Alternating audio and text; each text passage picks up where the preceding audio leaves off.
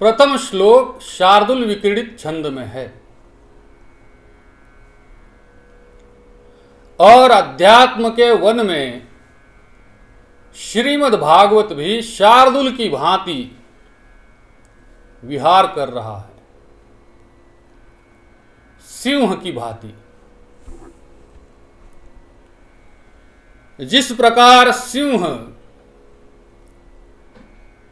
जंगल का प्रस्थापित सर्वमान्य राजा है, उसी प्रकार श्रीमद् भागवत भी पुराण सम्राट है। जंगल में चुनाव नहीं होते, सिंह वहां का सर्वमान्य राजा है। श्रीमद् भागवत पुराण सम्राट है और इसीलिए श्रीमद् शब्द का मुकुट श्रीमद् भागवत जी के मस्तक पर विराजमान है। शार्दूल विक्रीडित छंद में प्रथम श्लोक है। स्मृति वाक्य से आरंभ है भागवत का। ब्रह्म सूत्र के द्वितीय सूत्र से, जन्माद्यस्य यतः, ये ब्रह्म सूत्र का द्वितीय सूत्र है। अथातो ब्रह्म जिज्ञासा, पहला सूत्र। जन्माद्यस्य यतः, दूसरा सूत्र। फिर कहते हैं शास्त्र योनित्वात्, तो बादरायण भगवान वेदव्यास जी ने ब्रह्म सूत्र की रचना की। उस ब्रह्म सूत्र को ही समझाने के लिए श्रीमद् भागवत है। जन्माद्यस्य यतः, अस्य जगतः जन्मादि यतः। इस सृष्टि की उत्पत्ति, स्थिति और लय जिनसे होता है वो परब्रह्म, जिनके होने से सबका होना है और जिनके होने के लिए किसी के होने की जरूरत नहीं। ये जगत है तो भगवान के चलते है, लेकिन भगवान के होने के लिए जगत का होना जरूरी नहीं। सोने के होने के लिए नेकलेस का होना जरूरी नहीं। बिना नेकलेस के भी सोना हो सकता है,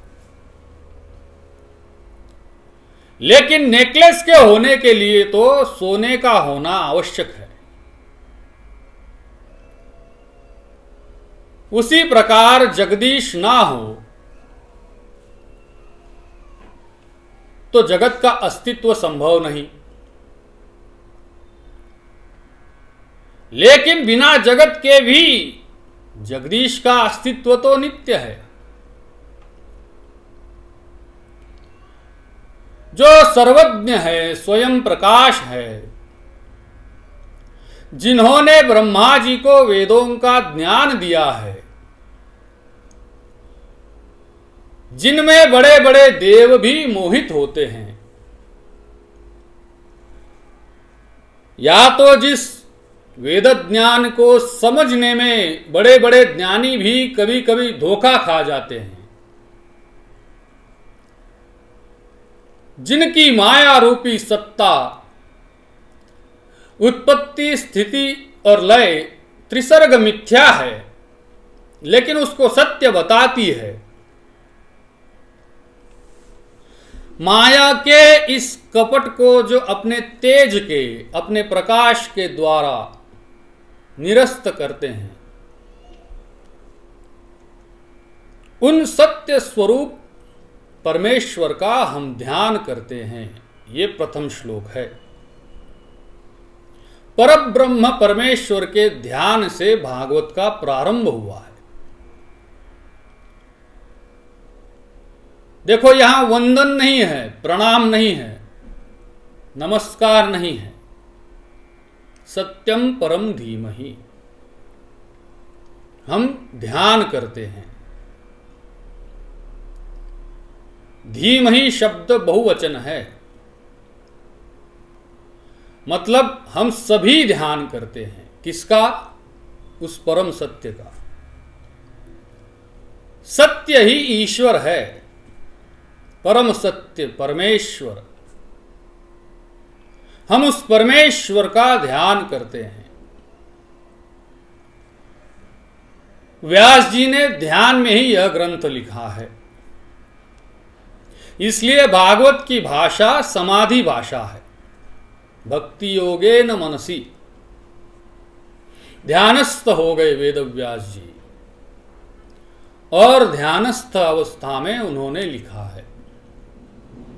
ये उनके ध्यान की अनुभूति है भागवत। तो भागवत की भाषा समाधि भाषा है। सत्यम परम धीमहि, हम उस परम सत्य का ध्यान करते हैं।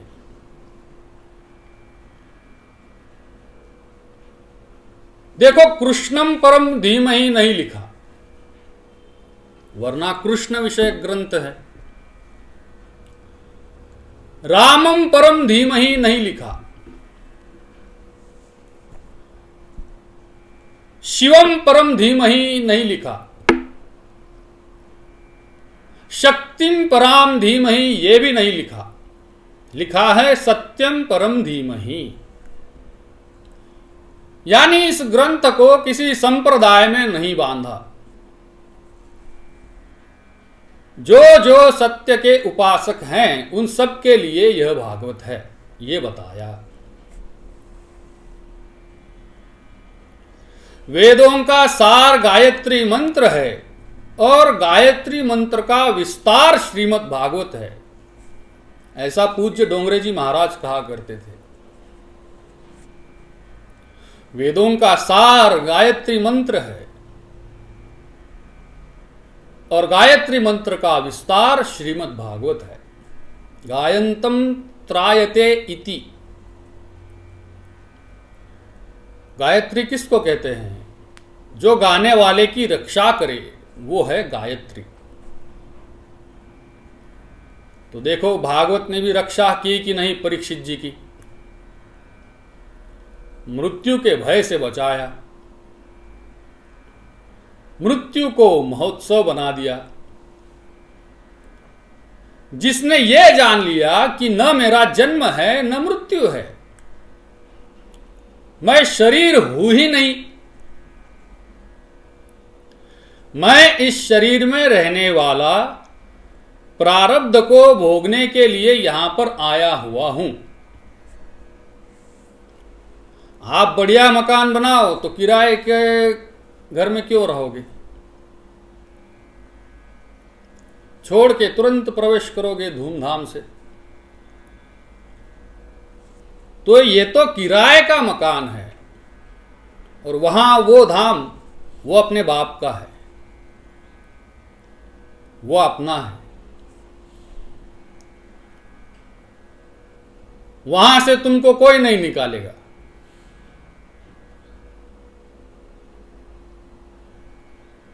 भगवान कहते हैं यद्गत्वा न निवर्तन्ते तद्धाम परमम मम।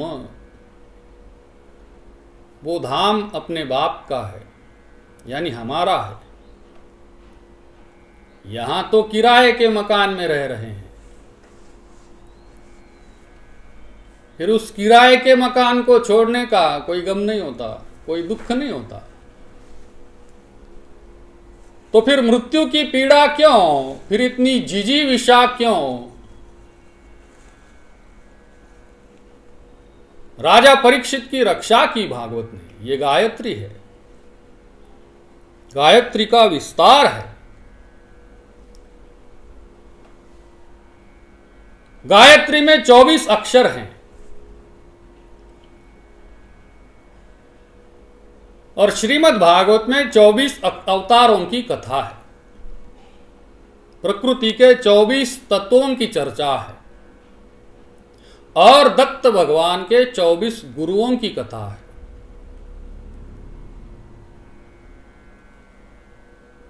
गायत्री मंत्र में सविता देव के ध्यान की बात है। तत्सवितुः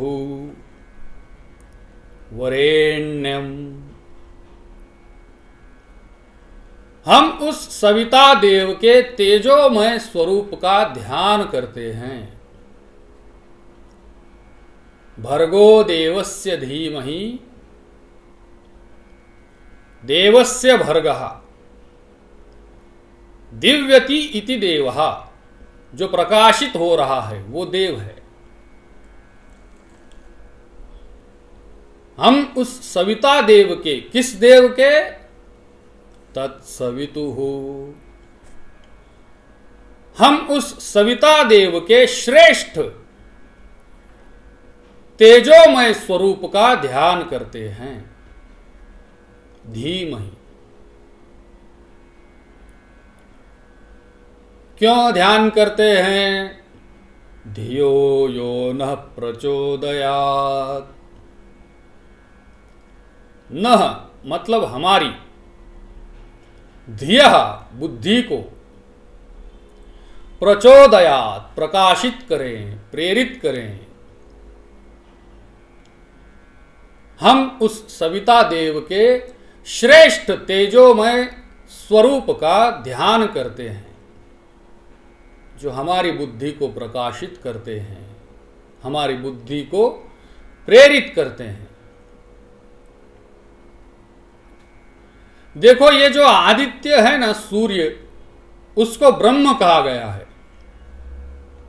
असावादित्यो ब्रह्म। कहते हैं यह आदित्य जो है वह ब्रह्म है।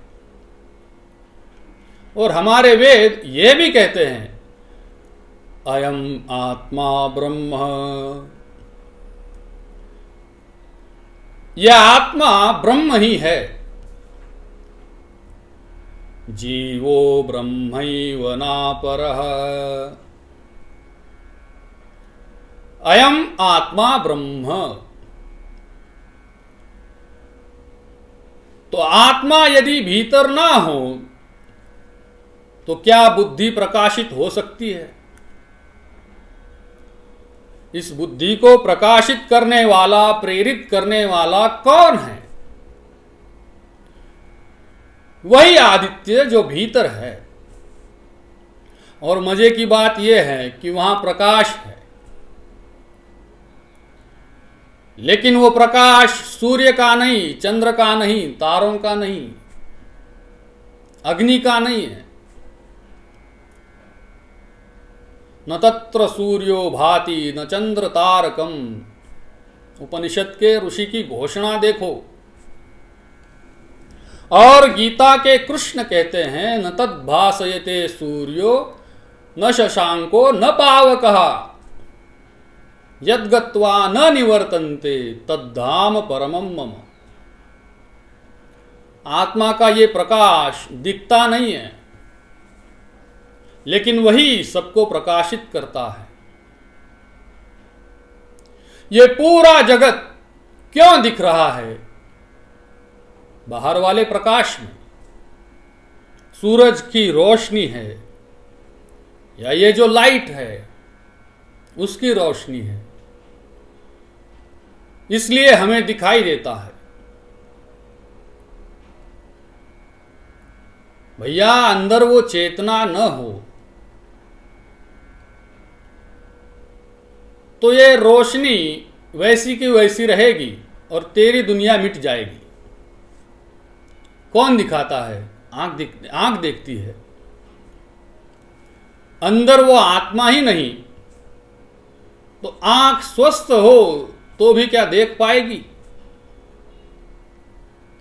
और तुम्हारे विचारों की दुनिया, तुम्हारी भावनाओं की दुनिया, तुम्हारे क्रियाकलापों की दुनिया कब है? जब चैतन्य भीतर बैठा हुआ है। नहीं तो कैसे आंसू, कैसी मुस्कान, कुछ नहीं।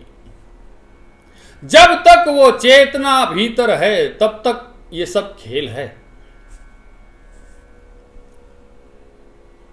वही सबको प्रकाशित करता है। जो हमारी बुद्धि को प्रेरित करता है, प्रकाशित करता है। हम उस सविता देव के श्रेष्ठ तेजोमय स्वरूप का ध्यान करते हैं। वह सविता कौन सा है? जो सकल सृष्टि का प्रसविता है, यानी जन्माद्यस्य यतः, सकल सृष्टि का प्रसविता है, यानी सकल सृष्टि को उत्पन्न करने वाला है। यतो वा ईमानि भूतानि जायन्ते। तो भाई प्रथम श्लोक में सत्यम परम धीमहि कहकर यात्रा का आरंभ किया। सत्य ही ईश्वर है, सत्यम परम धीमहि। जो जो सत्य के उपासक हैं सबके लिए भागवत है। उस सत्य को तुम राम कहो, कृष्ण कहो, शिव कहो, शक्ति कहो। तेरे नाम अनेक तू एक ही है। टुकड़ो जी महाराज कहते हैं, हर देश में तू, हर वेश में तू,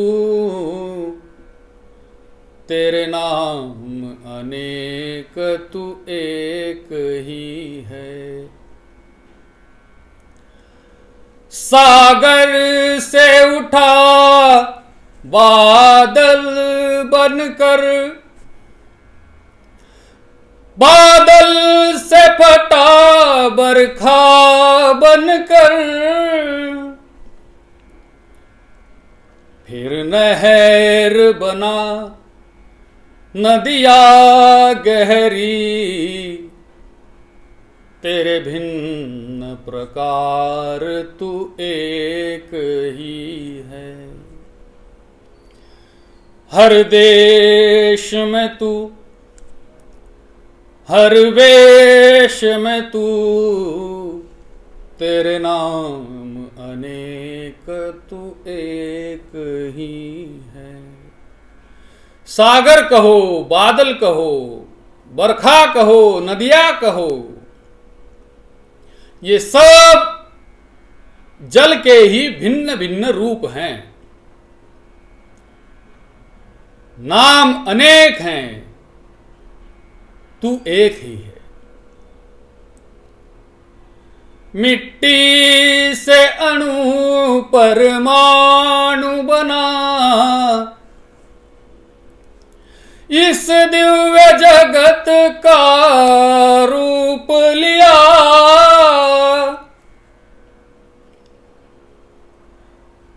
कहीं पर्वत वृक्ष विशाल बना, सौंदर्य तेरा तू एक ही है। तेरे नाम अनेक तू एक ही है। और इस अनेकता में एकता का दर्शन कराने वाले यह दृश्य दिखाया है जिसने, वो है गुरुदेव की पूर्ण कृपा। वो है गुरुदेव की पूर्ण दया। टुकड़ा कहे और तो कोई नहीं, बस तू और मैं दोनों एक ही है। हर देश में तू, हर वेश में तू, तेरे नाम अनेक तू एक ही है। पानी को पानी कहो, जल कहो, वाटर कहो, वारी कहो, क्या फर्क पड़ता है? तत्व की दृष्टि से वो एक ही है।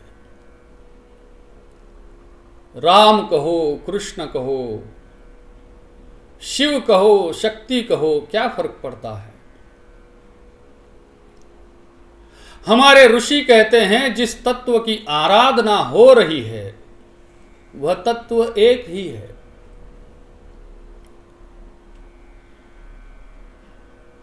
लोग लड़ते हैं आपस में बिना सोचे समझे, वो तत्व एक ही है। 4-5 अंधे गए, बोले गांव में हाथी आया, हाथी आया, हाथी आया। समाचार सुने तो गए, बोले हम भी हाथी देखेंगे कैसा है। तुम कैसे देखोगे? तो क्या हुआ, हमारे पास आंख नहीं है तो, लेकिन हाथ तो है। तो गए, भैया हाथी आया क्या? हाँ आया आया। बोले हमको ले जाओ, हमको उस हाथी के पास लेकर जाओ।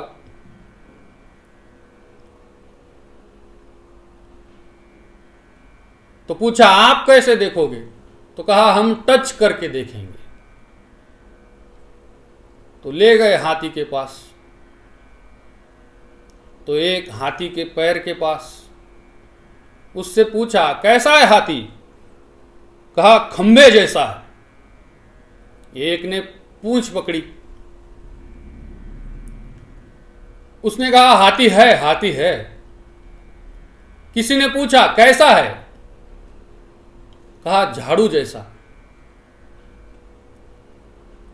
एक अंधे के हाथ में कान आ गए, उसने स्पर्श किया,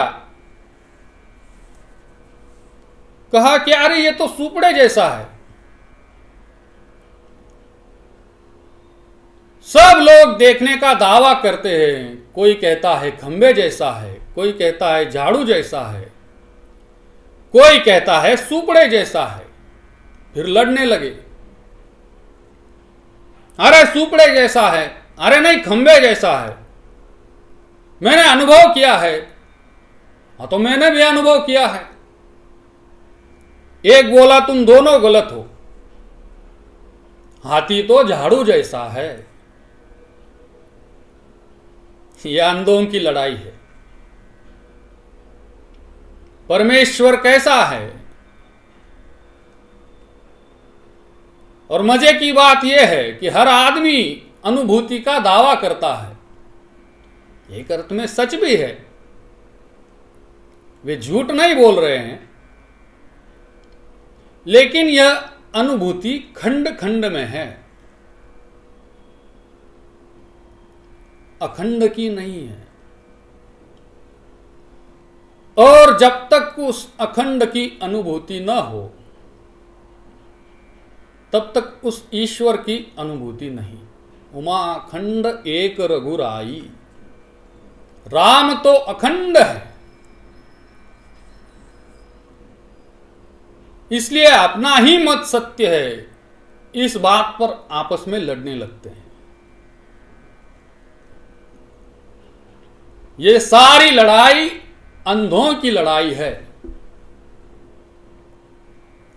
तुलसीदास जी कहते हैं कि जिसने देख लिया, जिसने अनुभव कर लिया, उसको कोई पूछे कि भैया वो कैसा है, तो वो कुछ बोल नहीं पाएगा। प्रसन्नता, शांति और आदमी मौन, यही जवाब है। यतो वाचो निवर्तन्ते अप्राप्य मनसा सह, इसलिए उपनिषदों ने कहा जहां से वाणी वापस लौट आती है वो वाणी से बाहर है, तुम्हारे सारे स्वर व्यंजन उनसे बाहर है। सारे शब्द उस ओर इशारा मात्र करते हैं, लेकिन कोई शब्द वहां पहुंच नहीं सकता। शब्द बोलने की चेष्टा करेंगे तो वो झूठा हो जाएगा। इसलिए जिसने जान लिया वो मौन हो गया।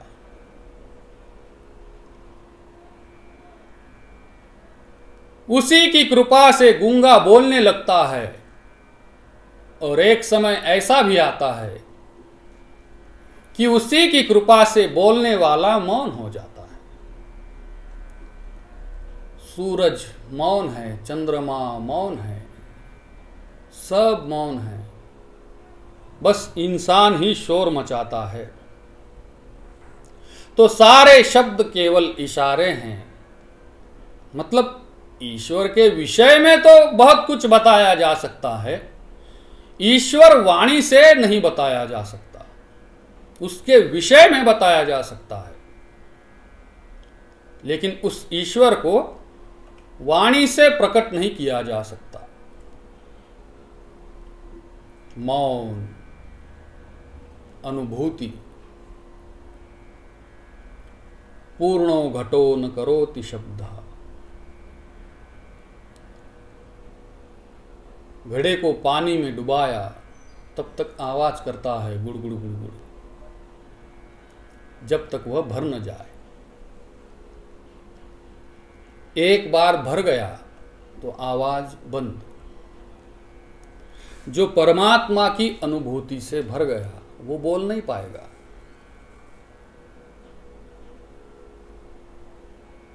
फिर बड़े बड़े महापुरुष मौन क्यों हो जाते हैं? घट भर गया। अनुभूति के आनंद से सराबोर। बोलना ही व्यर्थ लगता है। बोलने का ना मन करता है, बोलना न आवश्यक लगता है, लेकिन फिर भी संतों को बुलवाती है उनकी करुणा। सुखदेव जी मौन छोड़कर मुखर हुए और परीक्षित को भागवत सुनाया। परीक्षित के साथ बैठे हुए सभी लोगों को सुनाया। क्यों? भागवत में लिखा है, संसारिणाम करुणयाः। उनकी करुणा ने उनसे बुलवाया। जब उन्होंने मुंह खोला तो गीता मिली, रामायण मिली, भागवत मिला। सोचो, उनके बोलने से यदि यह मिला तो उनके मौन की तो कितनी अद्भुत अनुभूति होगी। वाणी की यह अनुभूति है तो मौन का तो आनंद, उस अनुभूति का आनंद, उसका तो क्या कहना। लेकिन मुश्किल यह है कि फिर हम शब्दों में ही फंस जाते हैं। शब्दों की लाठी हमको चाहिए होती है। बिना शब्दों की लाठी के हम यात्रा नहीं कर पाते। जितने शास्त्र हैं वे ईश्वर के विषय में कह रहे हैं। ईश्वर कहां नहीं जा सकता, वो तो अनुभूति का ही विषय है। अनुभवगम्य भजहि जहि संता। अनुभवगम्य, अनुभवगम्य, परमात्मा अनुभवगम्य है। अब इसको ध्यान से सुनो। अनुभवगम्य है, लेकिन हमारी समस्या ये है कि वो हमारे लिए केवल अनुमान बनकर रह गया, अनुभव नहीं बन पाया। कैसा अनुमान? कि ये घड़ी है तो इसको बनाने वाली फैक्ट्री होगी, ये कपड़ा है तो इसको बनाने वाली मिल, इसको सीने वाला दर्जी, ये सब होगा। ये हमने अनुमान लगाया। बस उसी प्रकार ये सृष्टि है तो इसका बनाने वाला कोई जरूर होगा। ये सृष्टि, इस ब्रह्मांड का ये फैलाव और आसमान में फैले हुए इतने सब तारे, एक तारे से दूसरे तारे की इतनी दूरी जिसे प्रकाश वर्ष में नापा जाता है, तो ये कितना अद्भुत फैलाव है। ये फैलाव कहां से है?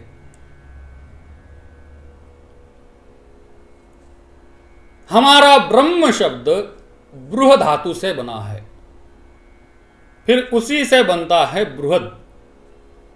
बृहद माने विशाल, ब्रह्म फैलाव, अनंत अनंत अनंत।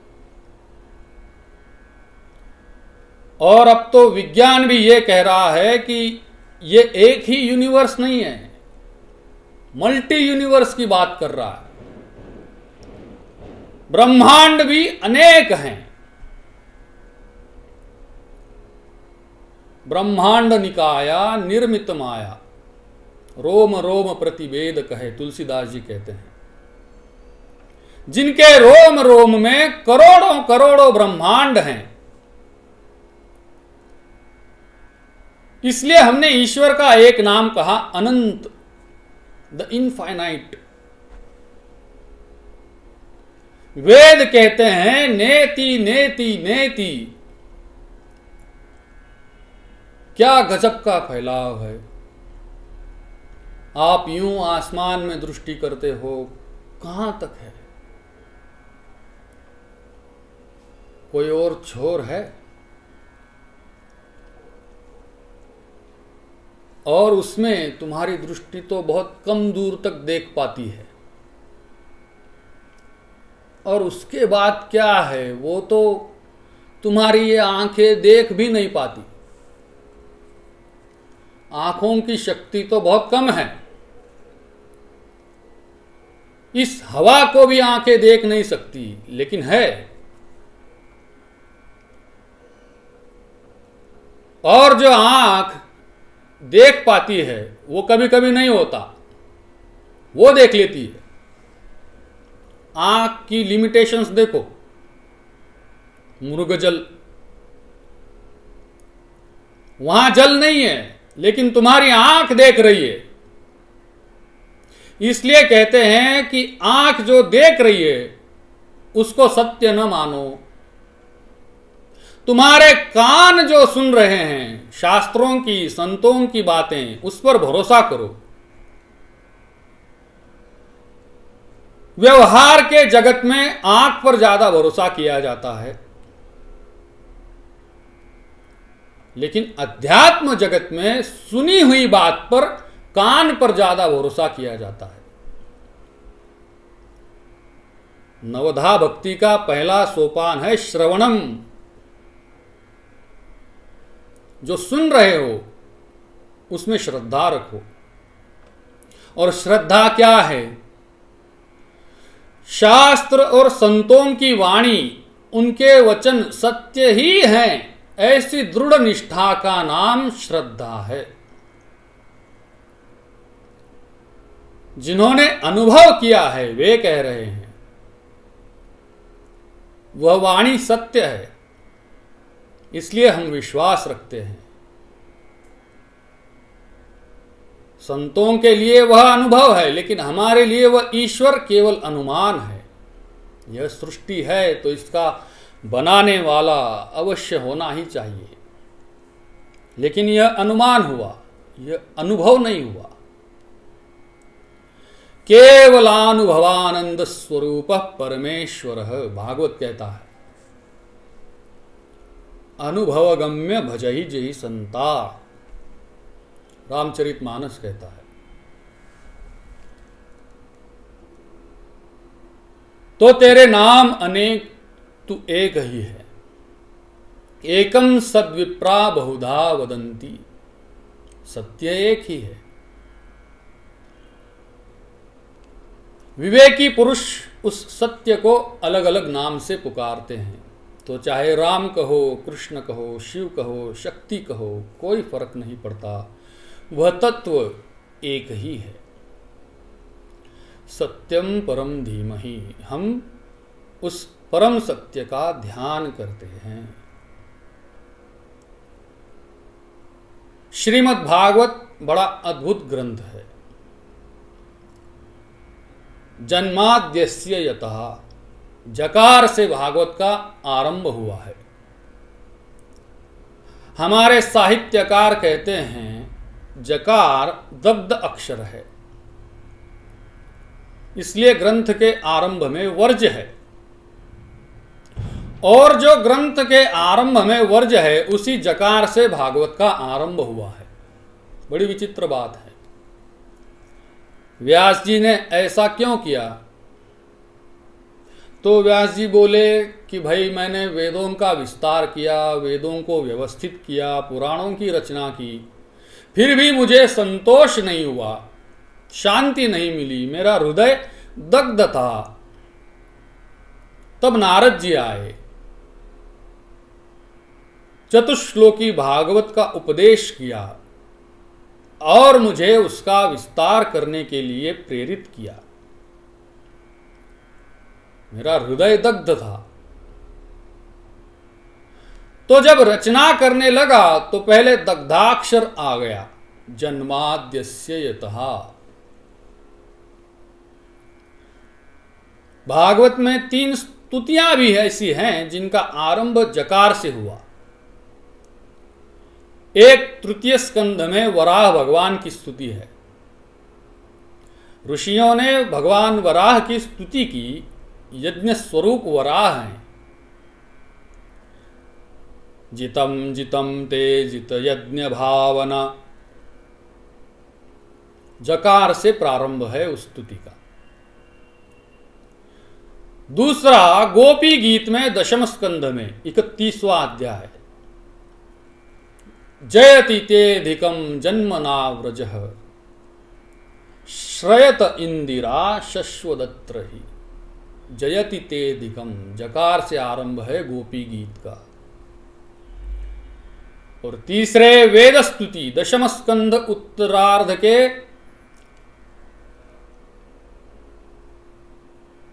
37वें अध्याय में, जय जय जहि अजामजित,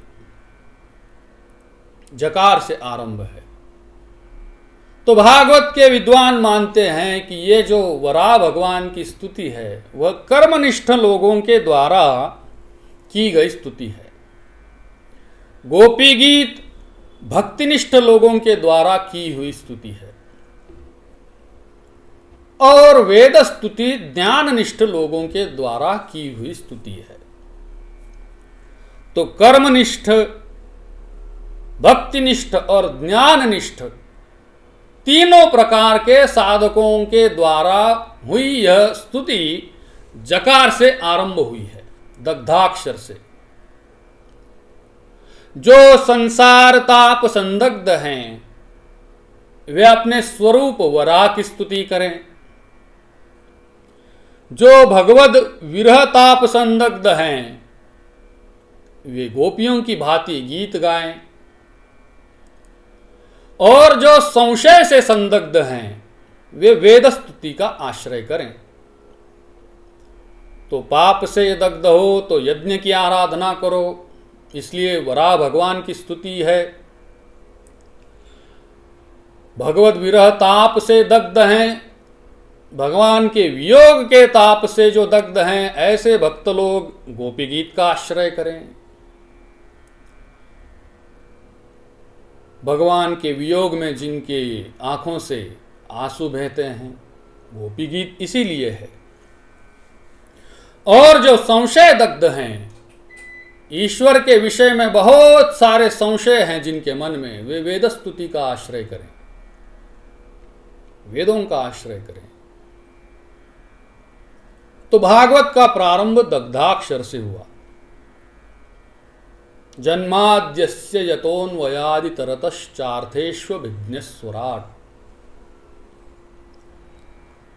संसार के पाप ताप संताप से दग्ध लोगों के लिए श्रीमद् भागवत शीतलता, शांति और समाधान देने वाला है।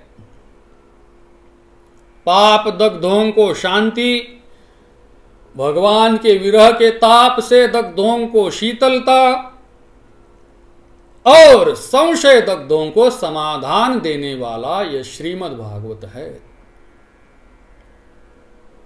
सत्यम परम धीमहि से भागवत का आरंभ है। सत्य ही ईश्वर है और सत्य से ही यह पूरी सृष्टि चलती है। उस सत्य की उपासना करना वही मनुष्य का परम धर्म है। धर्म न दूसर सत्य समाना। सत्य का पालन करो, वही धर्म है। सत्य समान कोई दूसरा धर्म नहीं, उसी में सबका कल्याण है। सत्यम परम धीमहि की मंगलमय यात्रा श्रीमद् भागवत की यात्रा है। आज का पूरा प्रवचन सत्यम परम धीमहि जन्माद्यस्य यतः भागवत के प्रथम श्लोक पर ही हुआ। आइए सत्य स्वरूप परमात्मा को अब हम सब प्रणाम करें। और फिर भी यह तो नहीं कह सकते कि इस प्रथम श्लोक पर पूरा पूरा बोल पाए हैं। आपको शायद पता न हो, भागवत के विद्वानों ने इसी एक श्लोक पर 100 अर्थ करके टीकाएं की हैं। आइए भाव से सत्य स्वरूप परमात्मा को हम सब प्रणाम करें। हम अपने मन को भगवान की शरण में समर्पित करें। हरि शरणम हरि शरणम हरि शरणम हरि शरणम।